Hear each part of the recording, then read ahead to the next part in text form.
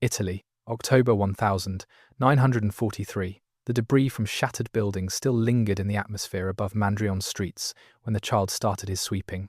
His fingers, far too young for that weathered timber broom handle, moved the tool with a cadence that felt passed down through countless generations who knew poverty and survival.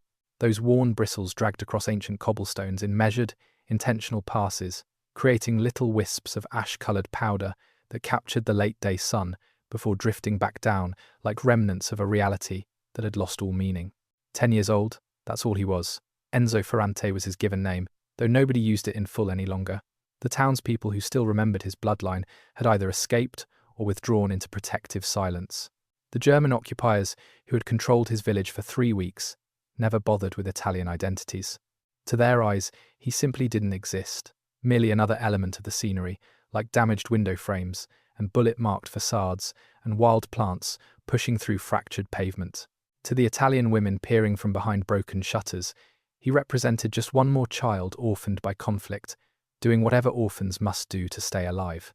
To the Allied scouting unit, observing the settlement from an elevated position 2 kilometers to the south, he registered as nothing more than a tiny moving shape on a pathway that ran straight into a minefield, holding more than 400 concealed explosives, engineered to transform armoured vehicles into steel tombs and foot soldiers into fading recollections. If you've followed these narratives long enough to discover this particular story, you understand already that historical record celebrates the commanders while the children vanish from memory. That stone monuments praise the tacticians, while the genuine architects of endurance rest in graves without names. Stay with us, subscribe, leave your thoughts, spread this truth, because these are the realities that must outlive our own existence. And united, we guarantee that the bravery of the overlooked will never be consumed by time's quiet forgetting. What unfolded during the following 11 days in that tiny coastal settlement would preserve the lives of 237 American service members, reshape the direction of the Italian military effort, and stay hidden from public view for almost 40 years. The child with his sweeping tool understood none of this. His awareness contained only these facts. His mother had perished, his father had been transported to some labour facility in Germany, and the occupying forces had planted something horrifying under the very streets where he once played football with neighbourhood friends. The pathway cutting through Mandrion held no strategic weight in the manner military scholars typically calculate importance. It connected to no significant harbour or vital crossing or supply centre capable of tilting the campaign's momentum. This was a secondary route, a worn trail linking the coastal thoroughfare to a web of agricultural paths threading through Campanian hillsides toward Cassino. For centuries, farmers transported their harvest to markets along this road, and fishermen carried their ocean catches to inland communities.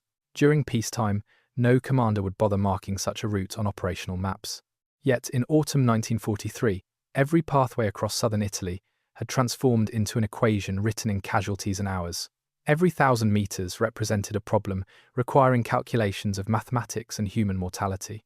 Allied troops had arrived at Salerno on the 9th of September, anticipating a rapid northern advance toward Rome that would conclude the Italian operation before year's end. What they encountered instead was a brutal, grinding campaign of attrition facing a German military force that grasped the significance of landscape and postponement. The German 10th Army, operating under General Heinrich von Vietinghoff's direction, had executed a fighting withdrawal northward, abandoning a terrain scattered with explosive devices, trap mechanisms, and ruined structures. Every bridge structure had been detonated. Every intersection concealed buried dangers. Every structure offering potential shelter had been either levelled or wired with charges programmed to trigger when the initial Allied soldier entered. The tactical approach was straightforward and merciless. Each day, the Allied forces consumed removing barriers granted the Germans time to reinforce the Gustav Line, that defensive barrier destined to convert the path toward Rome into an 18-month ordeal. Mandrion occupied a position 12 kilometers above the Volturno River, the initial significant water barrier the Allies needed to traverse. Intelligence assessments suggested the Germans had pulled back from the settlement, maintaining only a minimal presence to preserve order and gather provisions for units engaged further north. Those assessments failed to reveal that German combat engineers had invested 4 days in Mandrion before departing, and that this brief period had sufficed to convert the primary route into a massacre zone that would extract hundreds of casualties if Allied forces attempted conventional advancement through the area. The buried weapons were telemines, Germany's standard anti-armor implement that had already eliminated hundreds of Allied vehicles. Each device was a flattened disc shape holding 5.12 kilograms of TNT, sufficient explosive power to overturn a Sherman tank completely.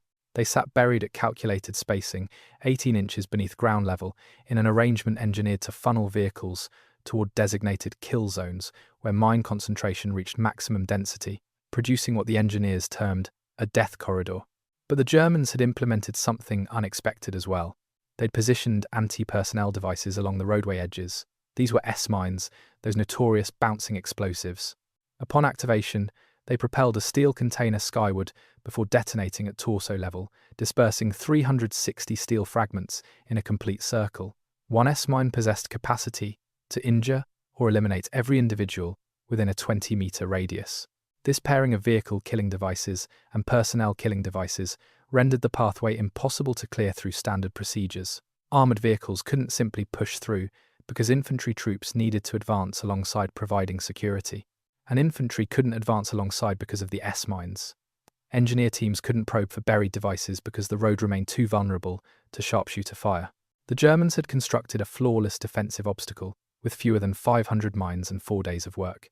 The child had observed their burial process. He'd been sweeping pavement in front of the church building when that initial truck rolled up, its fabric covering flapping in morning air as the vehicle rumbled forward and halted near the town's central fountain. He continued his sweeping motion as soldiers removed wooden containers marked with German text and metallic cylinders and objects resembling dinner plates with protruding stems from their centers. He swept at a measured pace, methodically, exactly as his mother had instructed him to sweep whenever German patrols passed through, when you needed to appear occupied without drawing notice. Lower your gaze, she had advised him during those weeks preceding her death. Maintain movement. Never meet their eyes directly. Never provide cause for attention. Children who remain invisible manage to survive. His mother had been taken from him 2 weeks prior during an Allied bombing strike targeting the rail junction 3 kilometers distant. Those bombs completely missed the intended junction and struck the residential area where the Ferrante family had maintained their home across 4 generations, where Enzo entered the world and where his parents had joined in marriage at the church still standing at the street's terminus. Enzo survived because he'd been down in the root cellar, retrieving preserved tomatoes for his mother, when the blast converted his residence into a crater filled with flaming wood and fractured masonry. He emerged from that cellar into a reality stripped of logic, a reality of thick smoke and human screaming and the scent of burning that would inhabit his memory permanently. His mother's remains were never recovered, or if recovered, nobody informed him. His father had been seized by German forces the day following Italy's armistice announcement, gathered up with other males of military age, in a sweep that drained the town of nearly every man between 16 and 55. They'd been transported north to labour in Reich manufacturing facilities.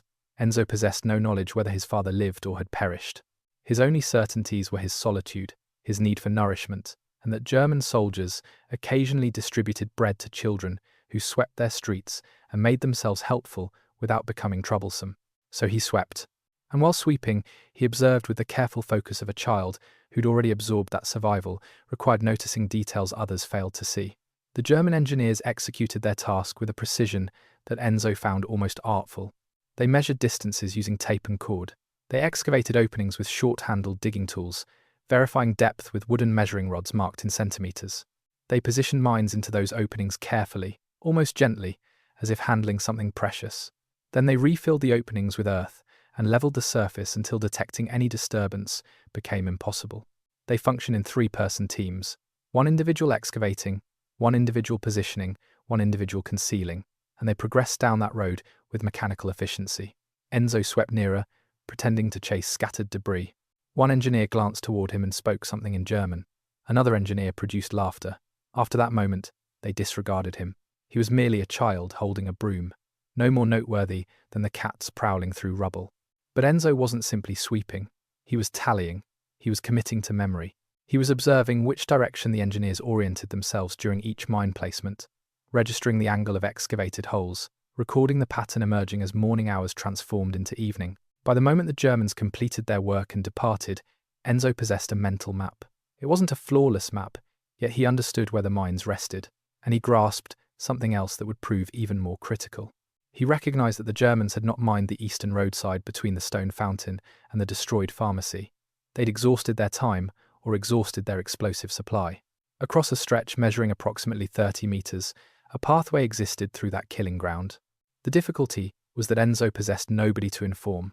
The Italian resistance network in Mondrian had been eliminated during weeks preceding the armistice. The local cell had attempted sabotaging a German communications cable and suffered betrayal from an informant. 12 individuals had faced execution in the central square, their corpses left suspended for 3 days as warning. The surviving population had retreated into terrorized quiet, and Enzo was just a child, a starving orphan holding a broom, and a secret capable of causing his death. He considered walking south toward Allied positions, but he'd absorbed stories about what happened to civilians trapped in contested zones. Germans executed suspected spies. Allies shot anyone moving after dark. He contemplated writing a message, but his literacy extended only to his own name. He thought about confiding in one of the Italian adults, but one among them had betrayed the resistance. Enzo didn't know which one, so he performed the only action within his capability. He continued sweeping, and he started creating markings.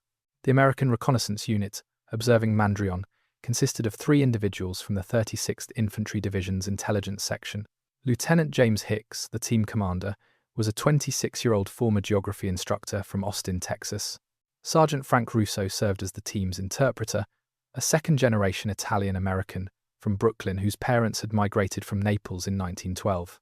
Private First Class William Chen operated the radio, a reserve 20-year-old from San Francisco whose family had been confined at Topaz following Pearl Harbor while he enlisted in military service. These 3 individuals had served together since Sicily, developing that wordless understanding that emerges from shared peril. They occupied a shallow depression on the ridge south of town, alternating observation through binoculars, documenting German garrison movements. And they watched the child, with the broom. Lieutenant Hicks noticed him initially. Something about the child's movement pattern captured his focus. Other civilians in Mondrian walked with lowered heads, moving rapidly between doorways. The boy walked at a measured pace, deliberately, pushing his broom in extended strokes covering the road's entire width. He swept identical pavement sections repeatedly, directing particular focus to certain areas while neglecting others. Hicks had taught students long enough to identify the conduct of a child attempting to appear occupied while actually performing something else entirely. The boy swept the roadway from church to stone fountain, then reversed and swept back. He repeated this sequence 3 times, consistently remaining on the same roadside. Then he relocated to a different section between the fountain and a burned structure that might have been a pharmacy, and he swept that section differently. Here his strokes became shorter, more cautious, and he remained closer to the road's center. Hicks couldn't identify what he was witnessing, but he recognized he was witnessing something significant. That evening, Sergeant Russo descended the ridge and entered Mondrian. This violated standard procedures, and Hicks had opposed it, but Russo had persisted. He understood that a child who conversed with an Italian-American stranger under darkness might reveal things he'd never reveal in daylight. Russo located the boy sleeping within the church sacristy ruins, curled beneath a pile of altar linens. The boy awakened immediately with the rapid alertness of a creature that had learned fearing every sound. Russo addressed him, in Italian, maintaining low and steady vocal tones, explaining he was a friend, that he was American, that he'd arrived to offer help. The boy stared at him, with eyes appearing far older than his face. He remained silent for an extended period. Then he produced 5 words that Russo would retain in memory for his remaining years. "I know where they are, the mines." The conversation following this statement lasted nearly 3 hours. Russo crouched in darkness, listening as Enzo described his observations. The boy spoke at a measured pace, haltingly, searching for vocabulary to explain concepts he understood instinctively but couldn't verbalize. He discussed the dinner plate objects buried in rows spanning the road and the smaller objects resembling cans with protruding legs buried along the margins. He described the excavation pattern, the method the engineers employed for measuring and marking, the section between fountain and pharmacy, where they'd buried nothing whatsoever. He explained his sweeping technique, how he'd been indicating the safe pathway with his broom scratches, creating tiny furrows in dust that pointed toward the road's center where mines were absent. He'd been performing this for 8 days, maintaining hope that someone would register the pattern. Russo requested he repeat the information multiple times, cross-verifying details. The narrative remained consistent. The particulars aligned with American intelligence understanding of German mining methodology. This child wasn't attempting deception, he was attempting rescue. Russo expressed gratitude, promised to return, and slipped back into darkness toward the ridge. The intelligence Russo delivered back created a dilemma that military bureaucracies are especially poorly equipped to resolve. The information originated from a child. It couldn't be confirmed. It contradicted standard assumptions that all roadways in German-controlled areas should be presumed mined until verification proved otherwise. And if the information proved incorrect, any unit attempting to utilize the safe pathway would be eliminated. Lieutenant Hicks invested 3 hours composing a transmission for division command. The transmission represented a masterwork of military understatement. Local source reports possible gap in mine coverage. Main road, grid reference 147258. Source is child, age 10, reliability unknown, recommends patrol verification before main force transit. The reply arrived 4 hours afterward. Send more information. Across the following 3 days, the reconnaissance unit observed and documented everything Enzo performed. Hicks designed a straightforward system. When Enzo swept with extended strokes on the road's eastern side, he was indicating safe ground. When he swept with abbreviated strokes in the center, he was signaling danger. When he paused collecting debris, he was revealing the location of something buried. The pattern maintained consistency. The boy repeated identical movements at identical locations daily. He was communicating in the sole language he possessed, utilizing the implements available to him, and he was executing this with a discipline and precision that would have been extraordinary in an adult soldier. By the 3rd day, Hicks had transferred the boy's movements onto a grid overlay of the settlement. The pattern materializing matched German mining protocols almost perfectly, with one vital exception. The gap Enzo had described appeared on the map as an inexplicable absence. Only one method existed to determine if it was genuine. The patrol dispatched to verify Enzo's information consisted of 6 individuals from the 36th Division's Engineer Battalion, commanded by Captain Robert Morrison. Morrison had cleared explosive devices at Gela and Salerno and had cultivated what his soldiers called the Morrison sense, an almost mystical capacity to detect buried explosives' presence. He didn't believe in mystical capacities. He believed in preparation, observation, and careful interpretation of ground disturbance. He also believed in the fundamental rationality of German military engineering. The Germans didn't commit errors. They didn't leave gaps. He informed his soldiers they were probably entering a trap, that the child was almost certainly a German operative. Then he led them into Mandrion. They advanced at night, entering the settlement from the east through a gap in a demolished textile factory's rubble. They reached the primary road at 3 in the morning. Morrison arranged his soldiers in a line and commenced probing the ground with steel rods. He worked at a measured pace, methodically. For 2 hours, he discovered nothing. The ground was clean. The gap was genuine. Morrison and his unit cleared a pathway 32 meters long and 4 meters wide, probing every square meter of ground, discovering not one single mine or trap mechanism. They indicated the boundaries with small stones, invisible to German patrols, but visible to anyone knowing to look. They recorded the precise grid coordinates. Morrison's report to Division Command reached the identical conclusion. The child was providing truth. A gap existed in the German minefield. That gap possessed capacity to preserve hundreds of lives. The response arrived immediately. Hold position. Await further orders. The decision to utilize the gap ascended to 6th Corps Command, then to 5th Army, then to Allied Force Headquarters in Algiers, where generals debated the dependability of intelligence originating from a 10-year-old Italian orphan, while Germans strengthened their defensive positions with every passing hour. General Mark Clark, commander of 5th Army, had a son aged 12. His name was William, and he resided with his mother in Washington, District of Columbia. Clark thought about his son frequently during the Italian operation. He thought about what it signified to be 10 years old and solitary in a destroyed settlement, observing soldiers bury machines engineered for killing. He thought about the bravery required for a child to position himself in the middle of that destruction and attempt helping strangers speaking a different language. The general didn't make determinations based on emotion. He dispatched thousands of soldiers to their deaths. But he grasped that intelligence wasn't merely about information. It was about the individuals who gathered it, their motivations, their character. A child who risked his existence to sweep a road wasn't a German operative. A child who'd watched his mother perish and his father vanish wasn't executing a sophisticated deception strategy. The risk was genuine, but the source was authentic. Clark authorized, utilizing the gap. The operation following this decision was among the most precisely orchestrated movements of the Italian operation. A reinforced battalion from the 36th Division would transit through the gap in single-column formation, then deploy outward to secure positions on both roadway sides, while engineers expanded the cleared zone. Every soldier in the battalion received briefing on the intelligence origin.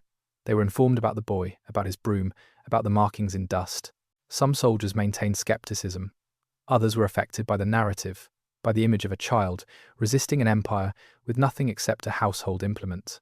Private Chen, who'd witnessed his own community imprisoned by the nation he was defending, grasped something many fellow soldiers didn't. He understood that resistance didn't require weapons or preparation. It required only the determination to act when inaction was simpler. The boy with the broom had made that determination. The crossing occurred on October 19th, 1943. It was an evening without moon, the darkness so absolute that soldiers had to grasp each other's belts to maintain formation, advancing by touch and instinct through a blackness that seemed to consume sound itself. They advanced in silence, their footfalls muffled by the road's dust, their breathing the sole sound in motionless air. Orders had been transmitted in whispers and hand gestures. Cigarettes had been prohibited since sunset. Every metal object that might produce noise had been wrapped or cushioned. Lieutenant Colonel Harvey Preston commanded from the front, positioning his feet precisely where engineers had positioned their marker stones, counting his paces in darkness. Behind him advanced 800 soldiers, in a column extending nearly a kilometre, each one trusting the individual ahead, each one trusting the intelligence that had transported them to this moment, each one walking through a minefield on the testimony of a 10-year-old child they'd never encountered. The fear was tangible, a living entity that travelled through the column like an electrical current. Every step might be the final one. Every footfall might activate the explosion that would terminate everything. But they continued walking because the alternative was more terrible. They reached the gap at 02:30 hours. Preston paused at the initial marker stone, orienting himself by the fountain's dim shape that Enzo had utilised as a reference point. He couldn't perceive the pharmacy in darkness, but he knew it existed 32 metres forward. And he knew that somewhere between these two landmarks existed a pathway that a child had discovered and indicated for him with nothing except a broom and the desperate wish that someone would register the pattern. He took his initial step onto the cleared ground. Nothing occurred. The earth remained firm beneath his boot. He took another step, and another, and another. Behind him, the column followed. 800 soldiers, moving through darkness with the slow precision of a single organism, each soldier's boots stirring the dust where Enzo's broom had traced its careful patterns. 800 soldiers crossed the gap in 47 minutes. Not one single mine detonated. Not one single soldier was wounded. Not one single shot was discharged. And on the minefield's opposite side, the war continued. By dawn, the battalion had secured positions on both roadway sides, severing the German supply connection to the Volturno crossing. The German garrison in Mandrion, surprised by the sudden materialization of American forces in their rear area, attempted withdrawal and advanced directly into an ambush. 17 German soldiers were captured, including a signals officer whose documents provided invaluable intelligence about German communications protocols. The route through Mandrion was cleared by engineers during the following 2 days.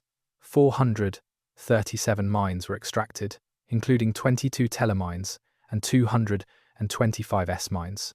The gap Enzo had identified existed exactly where he'd indicated it would be, exactly the width he'd described. Intelligence analysts concluded the Germans had intended completing the minefield, but had been interrupted by an Allied airstrike that destroyed their supply depot. The engineers had exhausted their mine supply before completion. The child with the broom had registered what the German military had missed. Enzo Ferrante was not present when the Americans came through. The evening before the crossing, Sergeant Russo had returned to the church sacristy and explained what was approaching. He informed the boy he needed to hide, that the battle would be hazardous. Russo gave him a chocolate bar, the initial chocolate Enzo had experienced since before the conflict, and he made a promise he wasn't certain he could maintain. He promised the boy would be cared for, that he wouldn't be forgotten. Enzo consumed the chocolate slowly, savouring each portion, and he asked only one question. Did I help? Russo didn't possess vocabulary adequate to the moment. He nodded. He placed his hand on the boy's shoulder. He said, "Yes, you helped, you saved them," and then he was gone, back into darkness, leaving Enzo solitary with the taste of chocolate and the knowledge that his broom markings had signified something after all. The aftermath of the Mandrion operation became one of those minor footnotes that vanish into the larger narrative of great events. The crossing of the Volturno River, which happened 1 week afterward, was a major engagement that caused over 1,000 casualties. The narrative of the street sweeper was not recorded in the official chronicles. It was recorded in the letters soldiers wrote home, in the quiet conversations of individuals who'd walked through a minefield on the trust of a child's observations. Private Chen wrote to his parents in the Topaz internment camp, describing what he'd witnessed. His father preserved the letter in a wooden container for his remaining existence. It reminded him that bravery was not the possession of any single nation. It belonged to everyone who chose to act when action was perilous. Sergeant Rousseau fulfilled his promise. 3 weeks following the crossing, when the front had advanced 30 kilometers north, Rousseau returned to the settlement with orders to locate the child who'd provided the minefield intelligence. He discovered Enzo living in a displaced persons camp, thin and quiet. The camp administrators possessed no awareness who the boy was. Rousseau arranged for Enzo's transfer to a special category of displaced persons who'd provided significant assistance to Allied operations. This category included improved rations, access to education, and priority for relocation. Rousseau also composed a detailed report documenting Enzo's actions, which he submitted with a recommendation the boy receive formal acknowledgement. The report vanished into the bureaucracy. The formal acknowledgement never materialized. The years following the conflict were difficult for Enzo. He invested 3 years in displaced persons camps, learning to read and write from American soldiers. He learned English from the same soldiers. He learned his father had perished in a German labor camp in early 1944. When he was 14, he was placed with a foster family in Naples, who treated him adequately, but never with warmth. He worked in their shop, sweeping floors again, though these floors contained no buried secrets. He grew into a reserved young man who spoke minimally about his past and thought frequently about the Americans who'd come through the darkness. In 1953, Sergeant Frank Rousseau received a letter. It was composed in English, with the careful penmanship of someone who'd learned the language as a second tongue. The letter arrived from Naples, signed Enzo Ferrante. The boy had discovered Rousseau's name in one of the recommendation letters that had accompanied his transfer, and he'd invested 2 years tracking down the address. The letter thanked Rousseau for maintaining his promise. It described Enzo's circumstances without self-pity. It asked the same question Enzo had asked on that evening in the sacristy. "Did what I did matter?" Rousseau wrote back immediately. His response was 5 pages in length, and it informed Enzo everything the official chronicles had never told him. It described the crossing, the soldiers who'd walked through the gap, the lives that had been preserved. It informed Enzo he was a hero, and that heroes are not always acknowledged by governments. Sometimes, the letter stated, heroes are acknowledged only by the individuals whose lives they rescued.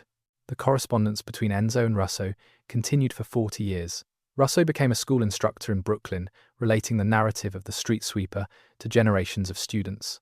Enzo became a civil engineer, constructing roads and bridges across southern Italy. They met in person only once, in 1972, when Rousseau travelled to Italy for the 30th anniversary of the Salerno landings. The reunion occurred in a cafe in Naples. They conversed for 6 hours. At the evening's conclusion, Rousseau gave Enzo a photograph captured during the Mandrion operation, displaying a distant figure on a dusty road pushing a broom. The figure was small and indistinct, but it was recognizably a child. Rousseau had preserved it for 30 years, waiting for the moment when he could return it to its subject. The classified files on the Mandrion operation were declassified in 1981. A military historian named Dr. Eleanor Wright discovered the documents while researching Allied intelligence operations. She tracked down the surviving participants, conducting interviews with Hicks and Rousseau. She arranged to interview Enzo himself in Naples. The interview lasted 3 days. Enzo showed her the photograph Rousseau had given him, and he showed her something else. He showed her his broom. It wasn't the original, of course, but when Enzo had become an engineer and purchased his own house, he'd commissioned a woodworker to create a replica. The handle was the same length as the original, carved from Italian oak. It hung on his wall next to the photograph. Dr. Wright included both items in her book, The Smallest Soldiers, published in 1984. Enzo Ferrante died in 2003 at the age of 70. He was survived by 3 children and 7 grandchildren, all of whom knew the narrative of the broom. His funeral was attended by over 200 people, including a delegation from the Italian Army Corps of Engineers and a representative from the American Embassy in Rome. The representative read a letter from the President of the United States, acknowledging Enzo's contribution to the Allied victory and expressing the gratitude of the American people. It was the official acknowledgement that had never arrived during his lifetime, arriving finally at his death. The letter was positioned in his casket, beside the replica broom and the photograph. Frank Rousseau had died 2 years earlier in Brooklyn. He'd composed his final letter to Enzo 3 months before his death, ending it with the same words Enzo had heard in the darkness of the sacristy. You helped, you saved them. The legacy of the Mandrion operation extends far beyond the specific lives that were preserved on that October evening in 1943. It became a case study in military intelligence circles, demonstrating the potential value of unconventional sources and the importance of taking seriously information arriving from unexpected places. Intelligence officers in subsequent conflicts would cite it when arguing for the inclusion of civilian reports in their assessments. It influenced the development of doctrine for civil affairs operations, teaching commanders that the populations they moved through were not merely obstacles or resources, but potential partners with knowledge that no aerial photograph or intercepted communication could provide. And it reminded everyone who studied it that bravery was not distributed according to age or rank or nationality or the possession of weapons. It appeared wherever someone chose to act in the face of fear, wherever someone decided that the risk of doing something was preferable to the certainty of doing nothing. The boy with the broom did not set out to change history. He did not dream of monuments or acknowledgement or the gratitude of nations. He set out to survive in a reality that had taken everything from him, and in the process of surviving, he discovered a way to help others survive as well. His method was simple, so simple that it seems almost absurd when described in the language of military strategy and intelligence analysis. He swept a road, he left markings in the dust, he trusted that someone would comprehend what he was attempting to communicate. And someone did. The route through Mandrion is now a 4-lane highway, connecting Naples to Rome. The stone fountain is gone, demolished in the 1960s. The pharmacy was rebuilt and is now a clothing store. The church was restored and still holds services every Sunday. There are no markers, no plaques, no monuments to indicate this was once a killing ground or that a child once swept these streets to rescue foreign soldiers. The only memorial is unofficial. Every October 19th, on the anniversary of the crossing, the local government sends a street sweeper to clean the stretch of road where the gap once existed. The sweeper works slowly, methodically, pushing a broom in extended strokes. It is a gesture of remembrance, performed without ceremony or explanation. Most people who witness it assume it is simply municipal maintenance. They don't know they are watching a reenactment of an act of bravery, a reminder that the most powerful resistance sometimes comes from the smallest hands. The dust rises and falls in the afternoon sun, stirred by the broom's bristles. The markings that the sweeper leaves are visible for only a few minutes before the wind and the traffic erase them, before the passage of cars and trucks and motorcycles wipes away every trace of the pattern scratched into the road's surface. But for those few minutes, the pattern is there, visible to anyone who knows how to look, scratched into the road's surface like a message waiting to be read by someone who understands its language. The pattern says that history is not made only by generals and politicians, that the fate of nations is not decided only in war rooms and parliaments. The pattern says that the difference between life and death can be as narrow as a child's observation and as wide as the space between minds, as simple as the decision to notice something everyone else has overlooked. It says that bravery is a choice available to everyone, regardless of age or strength or circumstance or the weapons they carry or the uniforms they wear. It says that the world can be changed by those who pay attention, by those who notice what others miss and have the will to act on what they notice. And the pattern says something else as well, something that Enzo Ferrante understood on that October evening when he lay in the darkness of the ruined sacristy and tasted chocolate for the first time since his childhood ended. Since the bombs fell and the world became a place where children had to become soldiers in order to survive. The pattern says that no one is too small to matter, and that the markings we leave behind, however faint and temporary they may seem, can outlast the forces that seek to erase them. Sometimes the children inherit the bravery that the adults have forgotten,